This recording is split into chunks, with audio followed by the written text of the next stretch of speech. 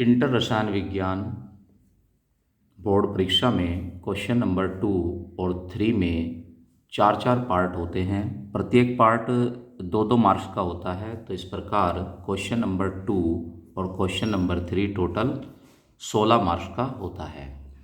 तो इसमें क्या क्या महत्वपूर्ण क्वेश्चन हो सकते हैं जो पूर्व की परीक्षाओं में भी पूछे गए हैं, उन्हीं से कुछ प्रश्नों का संकलन किया गया है। तो मैं इस वीडियो में उन्हीं क्वेश्चंस को हल करूंगा। क्वेश्चन नंबर 1, सोडियम धातु घनाकार जालक के रूप में क्रिस्टलीकृत होता है तथा एकक सेल का कोर 430 पिकोमीटर है। एकक सेल में परमाणुओं की संख्या की गणना कीजिए। सोडियम का घनत्व दिया हुआ है, परमाणु भार दिया हुआ है और एवोगैड्रो संख्या इसमें दी हुई है। तो प्रश्न में हमें परमाणुओं की संख्या यानी जेड की गणना करनी है। एकक सेल की कोर की लंबाई 430 पिकोमीटर है। यहाँ पर घनत्व रो बराबर 0.9623 दिया हुआ है, ग्राम पर सेंटीमीटर क्यूब में है। परमाणु भार m यहाँ पर दिया हुआ है 23 और Na दिया हुआ है 6.022 गुना 10 की पावर 23। तो देखिए ये सभी एक फॉर्मूला होता है रो बराबर Z into M upon A cube into N A. ठीक है, तो इस फॉर्मूले से हम जेड की गणना करेंगे। तो यहाँ पर जेड बराबर होगा rho into A cube into N A upon M. Rho यानी घनत्व का मान दिया है 0.9623, ए क्यूब यानी इकाई सेल का आयतन, और इसमें ए इकाई सेल की कोर की लंबाई है। अब जो घनत्व है हमारा वो पर सेंटीमीटर क्यूब में है और कोर की लंबाई पिकोमीटर में है। तो इस पिकोमीटर को यहाँ पे सेंटीमीटर में चेंज करेंगे। तो ये इक्वल हो जाएगा, इसमें 10 की पावर माइनस 10 की मल्टीप्लाई कर देंगे, क्योंकि एक पिकोमीटर 10 की पावर माइनस 10 सेंटीमीटर के इक्वल होता है। तो 430 पिकोमीटर इक्वल होगा 430 into 10 to power minus 10 centimetre के। तो ये वैल्यू यहाँ रख लेंगे, इसके क्यूब, Na की वैल्यू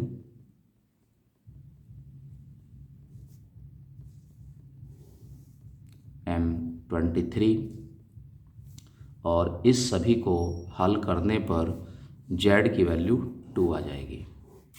ठीक है, यानी इस एकक सेल में या इकाई सेल में परमाणुओं की संख्या 2 होगी, और जिस इकाई सेल में परमाणुओं की संख्या 2 होती है वो यानी BCC होती है, body centred cubic. Question number 2, एक पदार्थ 45 ग्राम पर लीटर घोल का 25 डिग्री C पर प्रासरण दाब 3.2 वायुमंडल है। विलियन स्थिरांक के मान की गणना कीजिए। तो विलियन स्थिरांक यानी S, ठीक है, S या R निकालना है, और पदार्थ का अणुभार दे दिया गया है।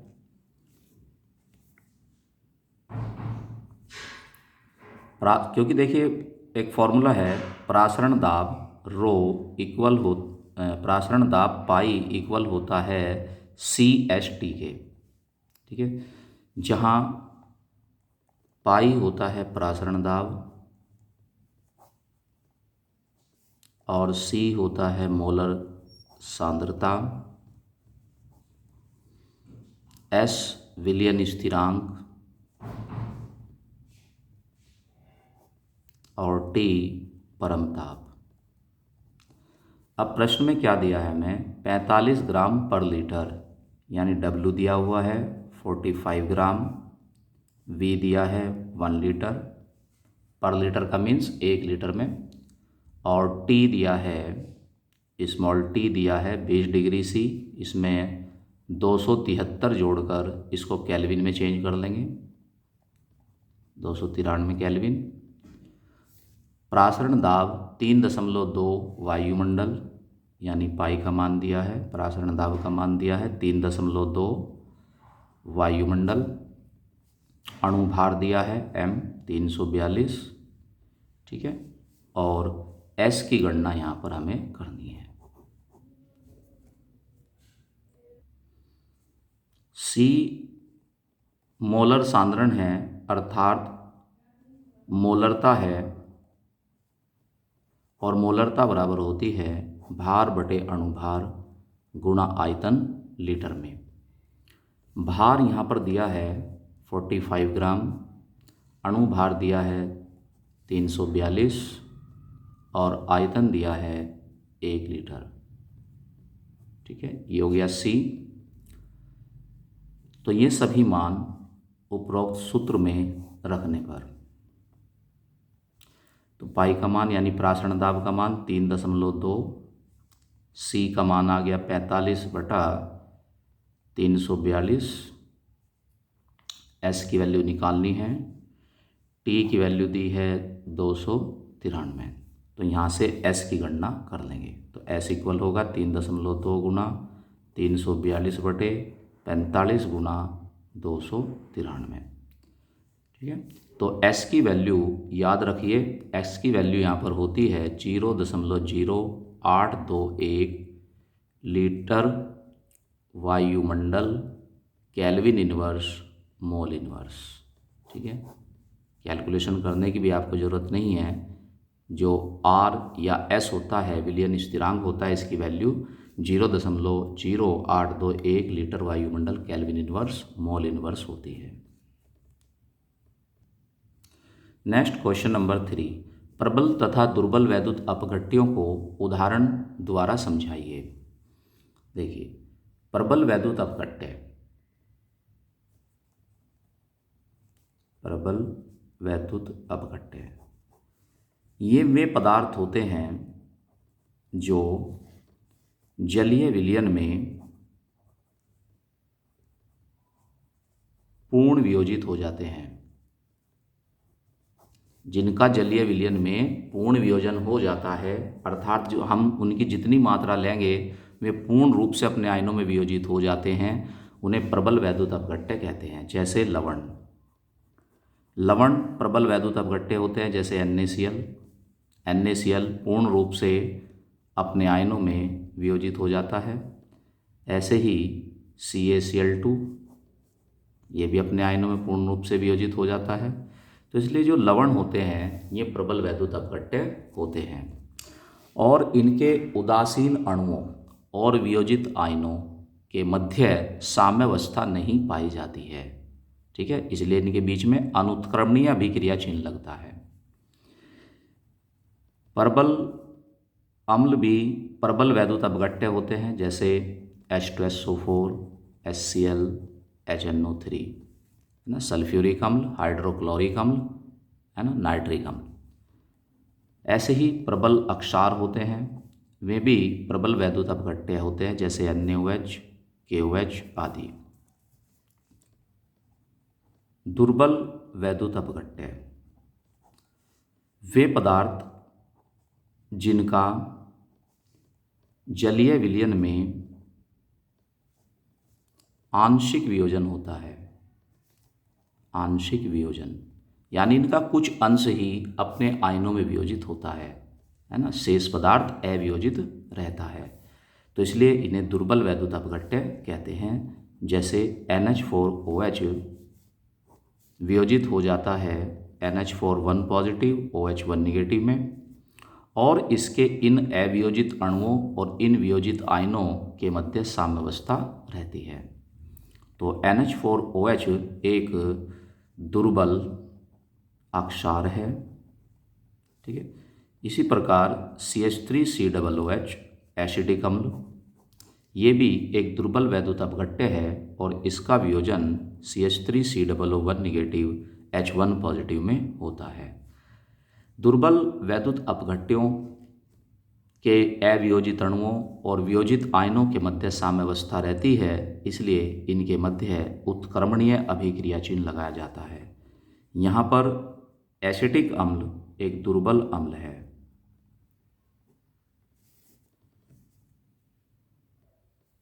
क्वेश्चन नंबर 4, इसमें एक सेल सूत्र दिया है और इस सेल के ईएमएफ की गणना हमें करनी है। इसमें कॉपर का मानक अपचयन इलेक्ट्रोड विभव दिया हुआ है, मैग्नीशियम का मानक अपचयन इलेक्ट्रोड विभव दिया है और इस सेल के ईएमएफ की गणना करनी है।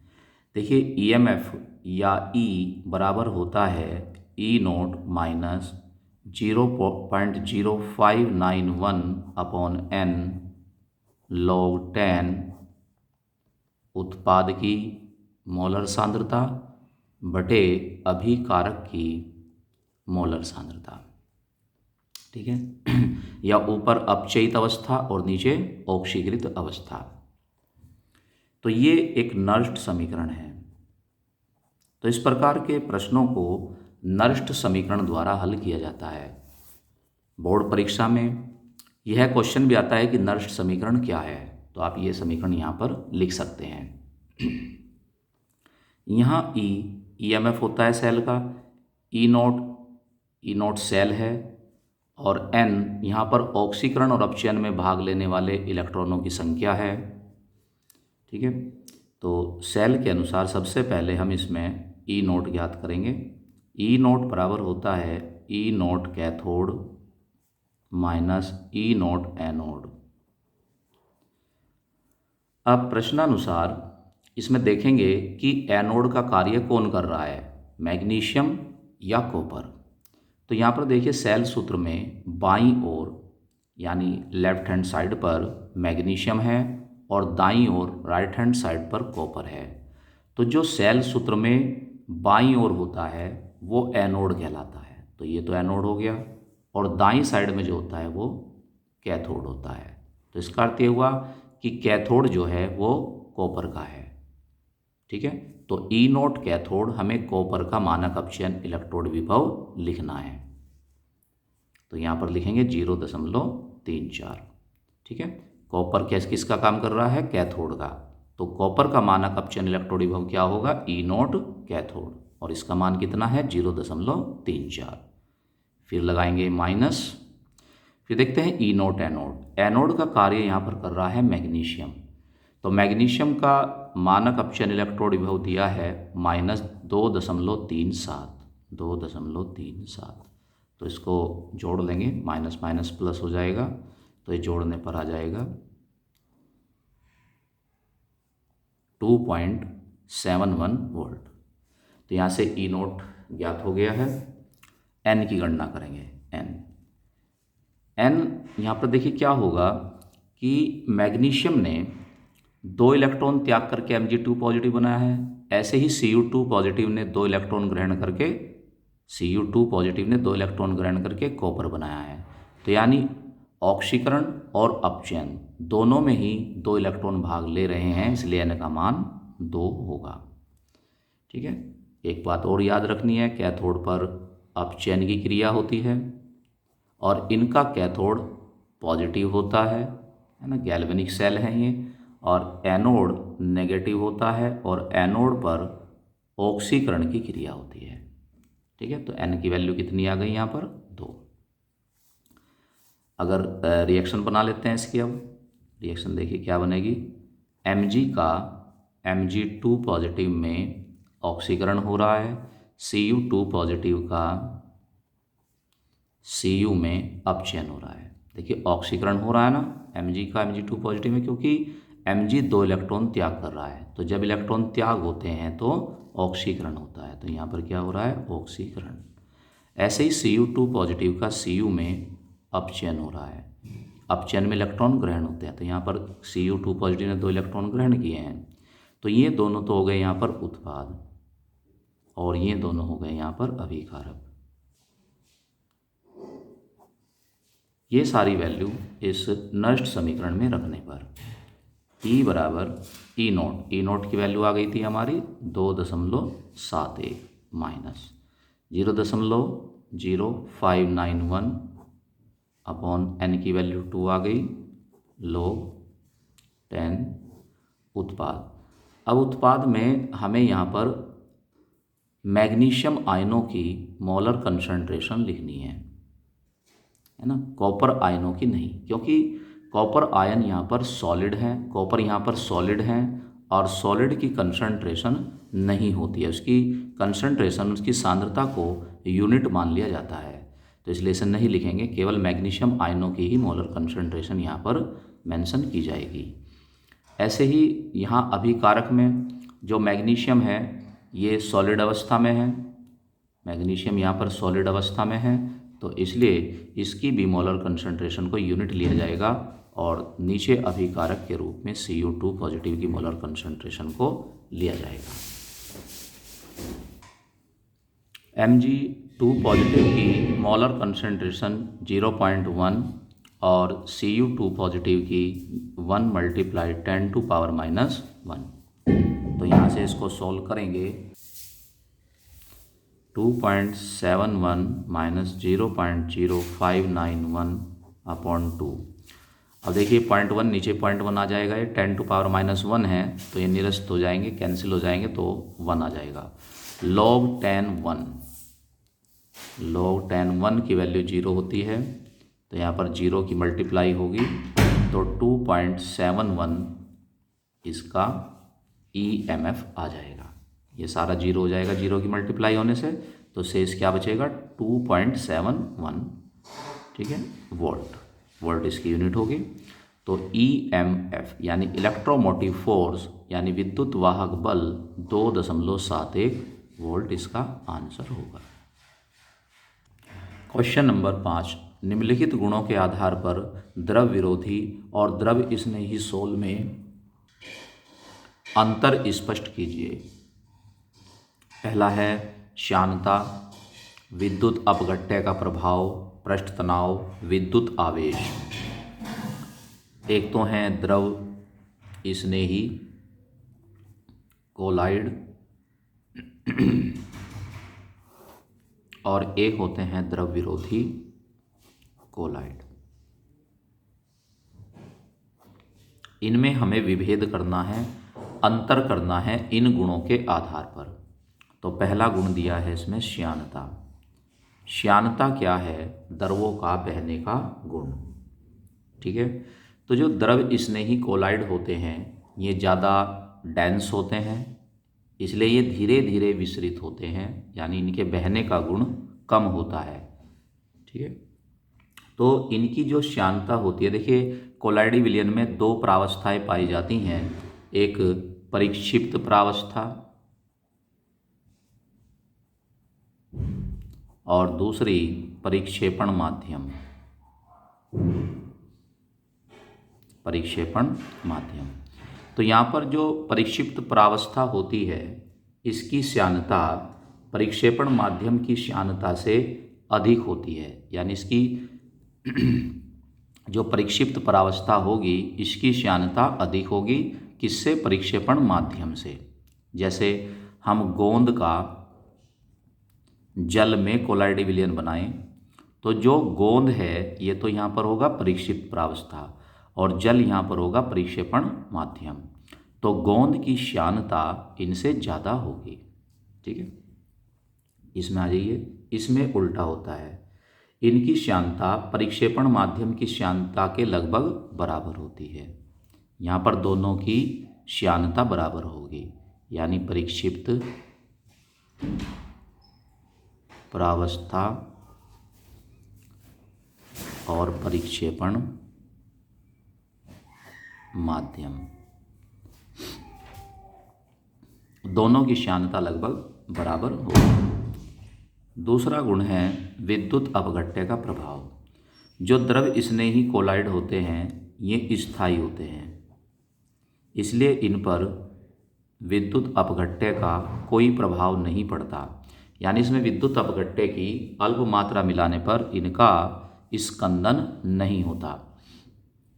द्रव विरोधी जो कोलाइड होते हैं ये अस्थायी होते हैं और इनमें विद्युत अपघट्य की अल्प मात्रा मिलाने पर इनका स्कंदन हो जाता है, अर्थात ये अवक्षेपित हो जाते हैं।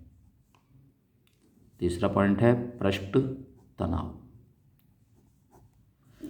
द्रव स्नेही कोलाइड का पृष्ठ तनाव अधिक होता है और इनका पृष्ठ तनाव लगभग बराबर होता है, अर्थात कम होता है। विद्युत, चौथा पॉइंट है विद्युत आवेश। चौथा पॉइंट है विद्युत आवेश। इन पर विद्युत आवेश नहीं होता है और इन पर कोलाइडी कणों पर धनावेश या ऋणावेश होता है। जब कोलाइडी कणों पर धनावेश होता है तो उन्हें धनावेशित कोलाइड कहते हैं, और जब इन पर ऋणावेश होता है तब इन्हें ऋणावेशित कोलाइड कहते हैं। क्वेश्चन नंबर 6, 20 डिग्री सेल्सियस ताप पर किसी अवाष्पशील विद्युत अनअपघट्य पदार्थ के 10 ग्राम को 100 ग्राम जल में विलय करने पर वाष्प दाब 17.535 mm से घटकर 17.235 mm हो जाता है। तो विलय के अणुभार की गणना कीजिए। देखिए, इसको करेंगे राउल्ट के नियम से। राउल्ट का नियम होता है P माइनस पी एस बटा पी बराबर N/N प्लस कैपिटल N। परिभाषा क्या होती है इसकी, राउल्ट के नियम की, कि किसी वैद्युत अनपघट्य पदार्थ के विलयन के वाष्प दाब में आपेक्षिक अवनमन विलय के मोल प्रभाज्य के बराबर होता है। यानी किसी भी वैद्युत अनपघट्य का जो विलयन होगा उसके वाष्प दाब में आपेक्षिक अवनमन यानी कमी। जब हम वैद्युत अनपघट्य किसी विलायक में मिलाते हैं तो उसका वाष्प दाब कम हो जाता है। ठीक है, इसको वाष्प दाब में अवनमन कहते हैं। और कुल के सापेक्ष ये कितनी कमी हो रही है इसे कहेंगे उसका आपेक्षिक अवनमन। ये विलय के मोल प्रभाज्य हैं। इसमें n विलय के मोलों की संख्या है और कैपिटल N विलायक के मोलों की संख्या है। तो हम जानते हैं कि विलय के मोलों की संख्या बराबर होती है विलय का भार बटे विलय का अणुभार। तो प्रश्नानुसार यहाँ पर विद्युत अनपघट्य एक विलय पदार्थ है और इसका भार 10 ग्राम है। इसके अणुभार की हमें गणना करनी है, तो मान लिया इसका अणुभार m है। विलायक के मोलों की संख्या, विलायक का भार बटे विलायक का अणुभार। प्रश्नानुसार विलायक का भार दिया है 100 ग्राम और विलायक जल है, विलायक एक जल है, तो इसलिए इसका अणुभार 18 होगा। ठीक है। P, यहाँ पर P क्या है?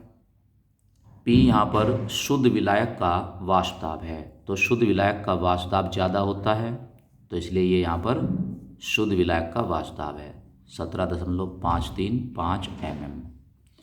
और PS, सूत्र में PS क्या है? PS है यहाँ पर विलयन का वाष्प दाब। यानी जब हम शुद्ध विलायक में विद्युत अनपघट्य मिला देंगे तो वो बन जाएगा विलयन। तो विलयन का वाष्प दाब ये दिया है 17.235 mm। तो ये सभी वैल्यू हम सूत्र में रखेंगे, लेकिन उससे पहले एक जो यहाँ पर विलय के मोल हैं तो ये कुल मोलों के सापेक्ष बहुत नगण्य होते हैं। तो विलय के मोलों की संख्या कुल मोलों की तुलना में बहुत कम होती है। इसलिए n प्लस कैपिटल N को क्या लिखते हैं हम? n लिखते हैं। तो तब सूत्र हो जाता है P माइनस पी एस बटा P बराबर N/कैपिटल N। ठीक है, मान रख लेते हैं सूत्र में। P की वैल्यू 17.535 है और माइनस PS की वैल्यू 17.235 है अपॉन P 17.535 बराबर N। स्मॉल n की वैल्यू 10/m है और कैपिटल N की वैल्यू 100/18 है। तो यहाँ से हमें इस m की गणना करनी है। ठीक है, यहाँ से हमें इस m की गणना करनी है। तो m की गणना करने पर हमें इसका आंसर आ जाता है, प्राप्त हो जाता है 106।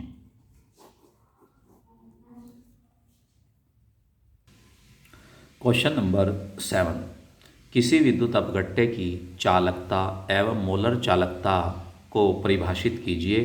सांद्रता का परिवर्तन का इन पर क्या प्रभाव पड़ता है। चालकता विशिष्ट प्रतिरोध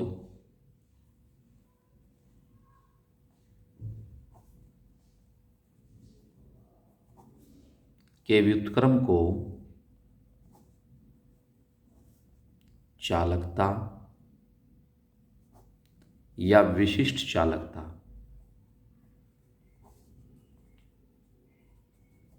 कहते हैं। इसे कप्पा से प्रदर्शित करते हैं।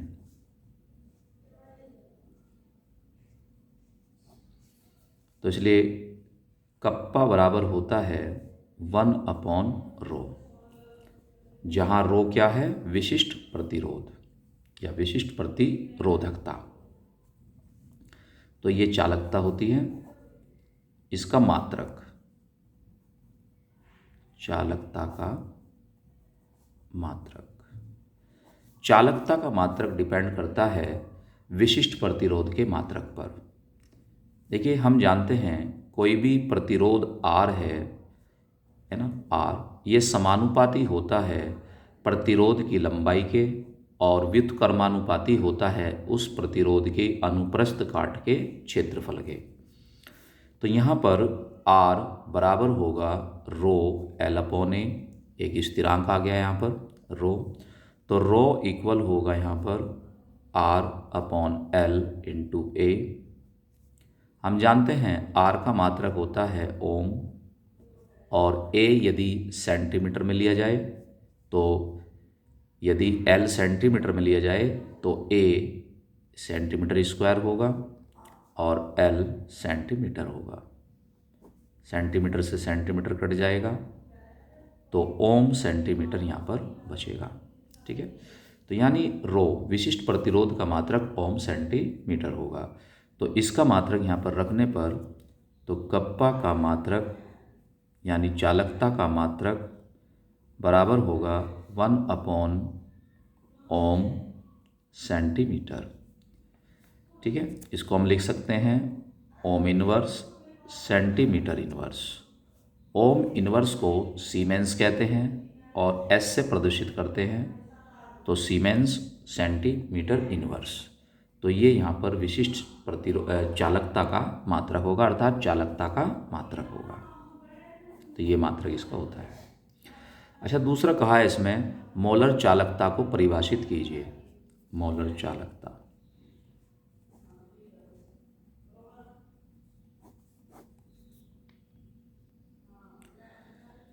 जब किसी सेल में 1 मोल वैद्युत अपघट्य उपस्थित हो तो उसके द्वारा उपलब्ध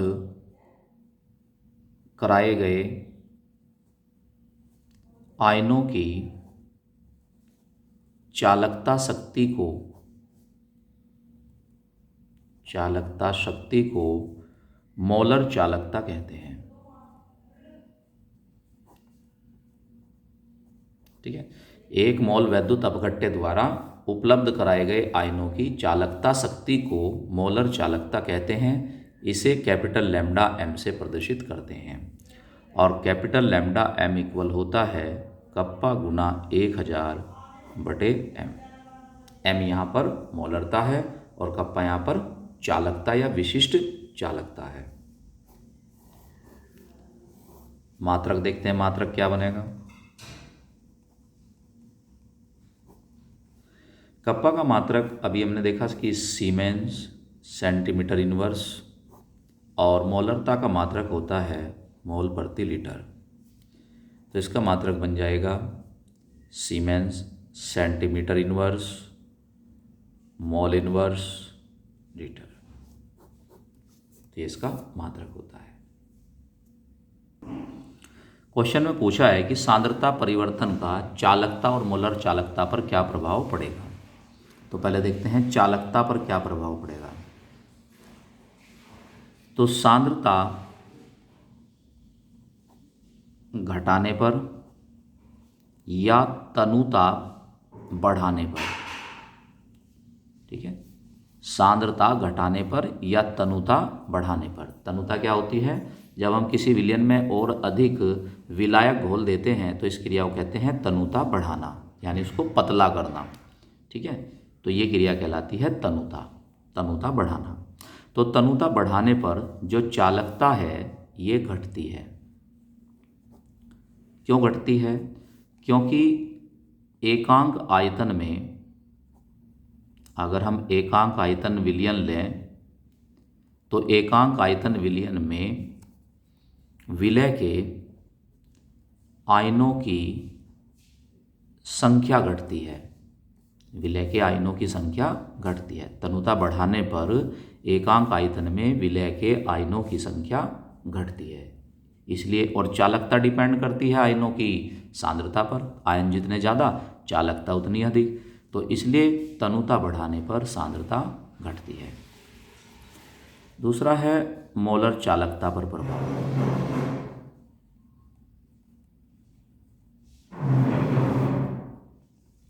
मोलर चालकता कैपिटल लैम्डा में इक्वल होती है कप्पा अपॉन एम।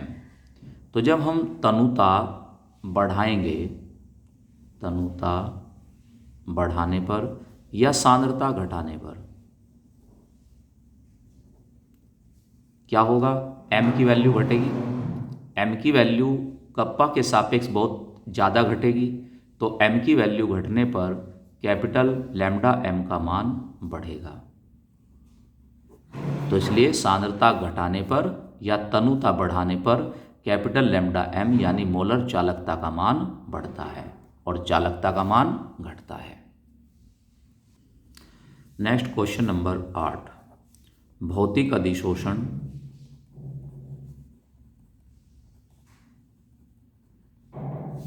और रसा अवशोषण, यानी रासायनिक अधिशोषण।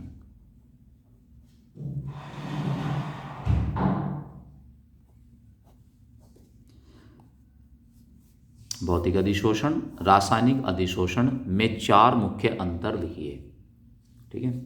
पहला अंतर देखिए, एक तो होता है अधिशोषक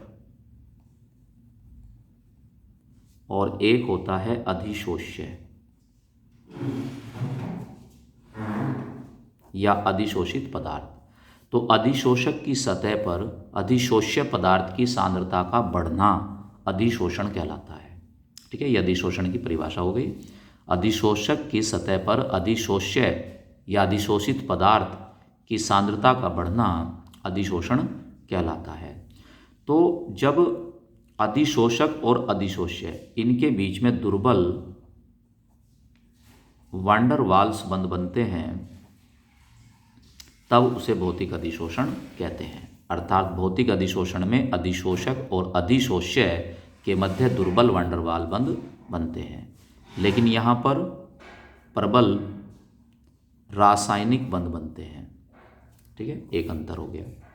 दूसरा अंतर, ये उत्क्रमणीय होता है, रिवर्सिबल होता है ये, तो ये उत्क्रमणीय होता है। अर्थात इसमें से इस अधिशोषण में जो अधिशोष्य है इसको पृथक किया जा सकता है और पुनः इसको अधिशोषित किया जा सकता है, इसलिए ये उत्क्रमणीय है।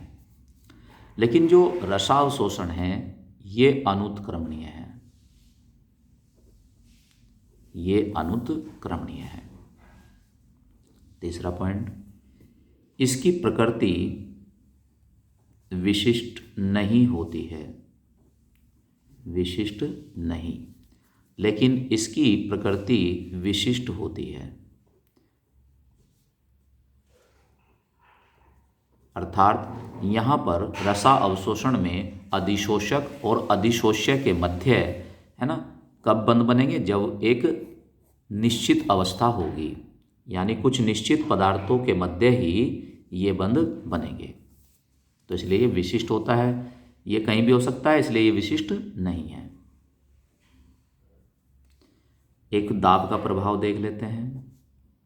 दाब का प्रभाव पड़ता है, क्या पड़ता है? दाब बढ़ाने पर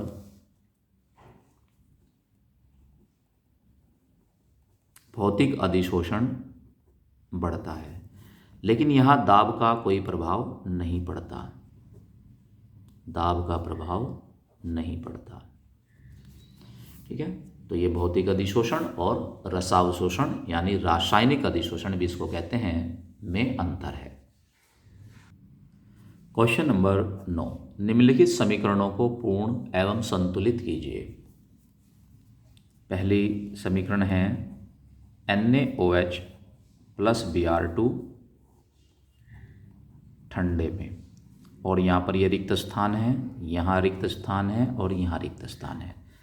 तो बताना है कि यहाँ रिक्त स्थानों पर क्या भरा जाएगा। देखिए, जब NaOH ठंडा और तनु होता है ठंडा और तनु होता है, तब NaBr, NaOBr और H2O बनता है। तो यहाँ पर रिक्त स्थान में सोडियम ब्रोमाइड, सोडियम हाइपोब्रोमाइड और H2O भरा जाएगा। लेकिन जब कोई और रिएक्शन आ जाए जिसमें NaOH गर्म व सांद्र हो और उसकी क्रिया किसी हैलोजन से कराई जाए, तो यहाँ पर NaBr, NaBrO3 सोडियम ब्रोमेट और H2O बनेगा। देखिए कैसे याद करेंगे, NaOH जब सांद्र है तो सांद्र NaOH में NaOH की मात्रा अधिक रहेगी, यानी इसमें बने उत्पाद में O की मात्रा भी अधिक रहेगी, 3 O हैं। जब NaOH तनु है तो ऐसे विलयन में NaOH की मात्रा कम होती है, तो बने उत्पाद में O की मात्रा भी कम रहेगी, यानी 1 O। तो इस तरीके से हम इसे याद रख सकते हैं। सेकंड दिया है इसमें जीनोन हेक्साफ्लोराइड की जल से क्रिया। जीनोन हेक्साफ्लोराइड की जल से क्रिया कराने पर जो उत्पाद बनते हैं उन्हें हमें यहाँ लिखना है। तो यहाँ पर बनते हैं जीनोन ट्राई ऑक्साइड और HF हाइड्रोजन फ्लोराइड। तो ये 2 उत्पाद यहाँ पर बनते हैं। अभिक्रिया को संतुलित भी करने को कहा है। तो देखिए यहाँ पर फ्लोरीन के 6 परमाणु हैं, यहाँ 1 है तो यहाँ 6 से मल्टीप्लाई कर देते हैं, तो H परमाणु यहाँ पर 6 हो गए और यहाँ 2 ही है तो यहाँ 3 से मल्टीप्लाई करते हैं। 3 की मल्टीप्लाई करने पर O की संख्या 3 हो जाती है, तो यहाँ 3 O पहले से ही उपलब्ध है। क्वेश्चन नंबर 10, किसी घनीय जालक में घन के कोरों पर उपस्थित परमाणु एक दूसरे के संपर्क में हैं, तो घन जालक की संकुलन क्षमता की गणना कीजिए। देखिए, जो सरल घनीय इकाई सेल होती है, इसमें अवयवी कण केवल कोनों पर उपस्थित होते हैं, और ये इस प्रकार उपस्थित होते हैं कि एक दूसरे को स्पर्श करते हैं, ऐसे।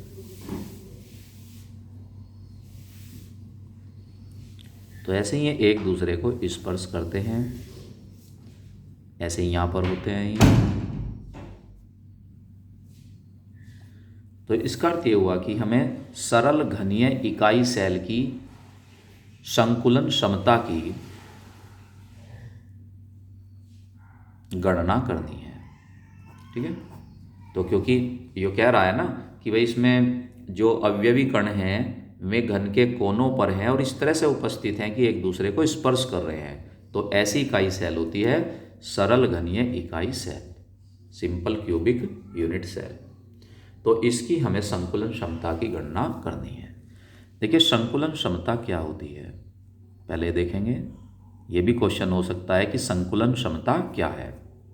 देखिए, संकुलन क्षमता क्या होती है, जो इकाई सेल होती है इसमें अवयवी कण इकाई सेल के पूरे आयतन को नहीं घेरते, इसमें कुछ स्थान रिक्त रहता है, और ऐसा इन अवयवी कणों की गोलाकार आकृति के कारण होता है। ठीक है, तो संकुलन क्षमता को हम निम्न प्रकार से परिभाषित कर सकते हैं कि किसी इकाई सेल में उपस्थित अवयवी कणों द्वारा इकाई सेल के कुल आयतन द्वारा घेरा हुआ वह भाग संकुलन क्षमता कहलाती है।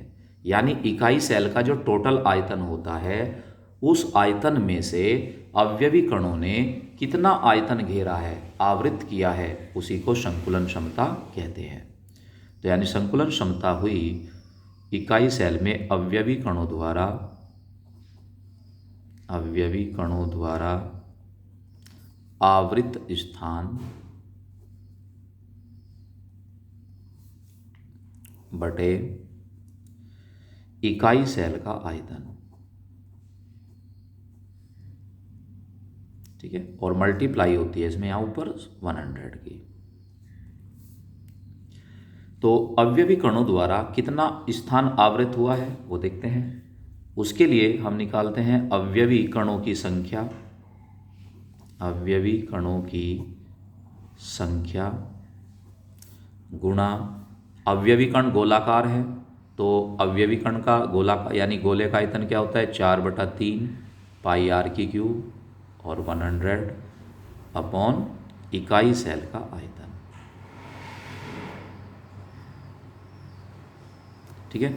अब मान लिया जो इकाई सेल है इसकी ये कोर की लंबाई a है, ये सभी कोर की लंबाई a है, ठीक है, और इस गोले की त्रिज्या r है। ये जो गोले हैं इनकी त्रिज्या r है। तब अब ये देखिए सरल घनीय इकाई सेल है, तो सरल घनीय इकाई सेल में अवयवी कणों की संख्या बराबर होगी।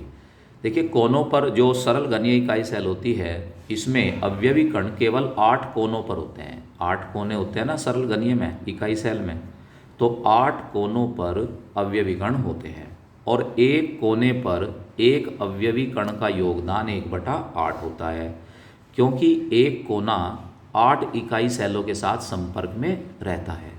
ठीक है, इसलिए उस गोले का एक इकाई सेल में योगदान 1/8 रहता है।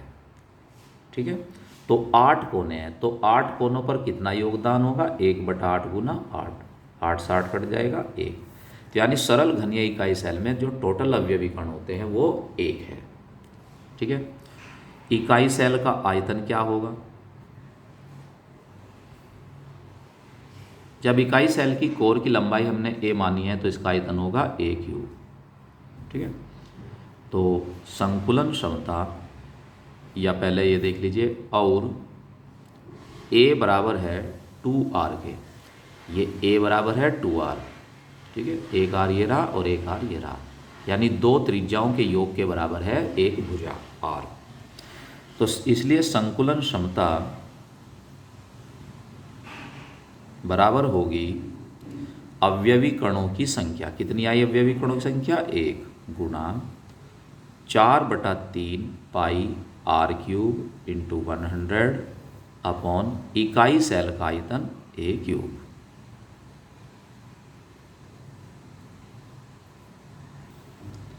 बराबर 1 गुणा 3 नीचे आ जाएगा, पाई का मान रख लेंगे 22/7 इंटू r³ इंटू 100। ठीक है, और यहाँ a को है ना 2r में लिख लेते हैं। a की वैल्यू क्या है 2r, तो 2r³।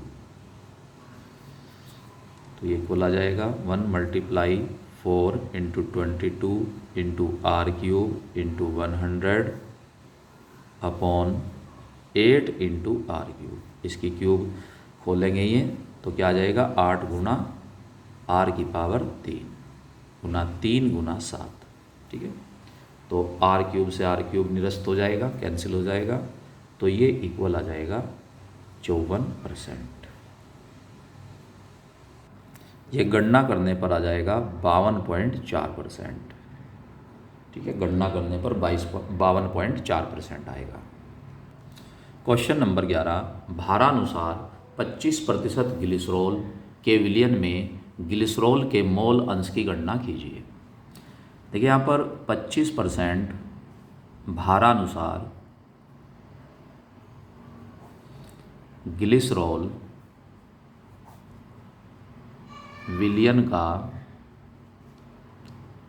अर्थ ये होता है कि 25 ग्राम ग्लिसरॉल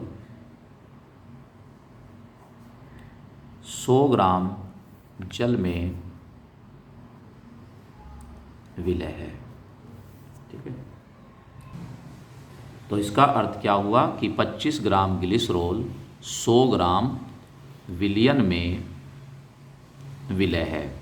ठीक है, तो इसलिए ग्लिसरॉल का भार बराबर आ गया 25 ग्राम और विलयन का भार 100 ग्राम, या जल का भार कितना आएगा 100 माइनस 25। भाई विलयन में क्या होता है, विलय और विलायक दोनों होते हैं, यानी विलयन में क्या है, जल भी है और ग्लिसरॉल भी है। तो हमें जल का भार निकालना है, तो कैसे निकलेगा, 100 में से 25 को माइनस कर दीजिए तो 75 ग्राम। तो जल उसमें कितना है, 75 ग्राम। अब मोल अंश की गणना करनी है, तो उसके लिए हमें ग्लिसरॉल और जल दोनों के मोलों की संख्या चाहिए। तो ग्लिसरॉल के मोलों की संख्या, किसी के भी मोलों की संख्या निकालनी हो तो उसके भार को उसके अणुभार से डिवाइड कर दीजिए। तो ग्लिसरॉल का भार दिया है 25 और ग्लिसरॉल का अणुभार क्या होगा, देखिए इसके लिए उसने क्वेश्चन में ही ग्लिसरॉल का अणु सूत्र दिया है C3H8O3। तो यहाँ पर इसका अणुभार निकाल लेंगे, तो 12 गुना 3, कार्बन के 3 परमाणु हैं, कार्बन का परमाणु भार 12, तो 12 गुना 3 जमा, और हाइड्रोजन के 8 परमाणु हैं, तो 8 गुना हाइड्रोजन का परमाणु भार 1 प्लस 3 परमाणु ऑक्सीजन के हैं, तो 3 गुना ऑक्सीजन का परमाणु भार 16, तो 12 तिये 36 जमा 8, 16 तिये 48, कितना आ गया 8 8 16, 16 और 6 22 का 2 हासिल 2, 4 2 6, 6 3 9, 92 आ गया। तो इसी प्रकार जल के मोल निकाल लो, जल के मोलों की संख्या भार बटे अणुभार। तो जल का भार है 75 ग्राम और जल का अणुभार होता है 18।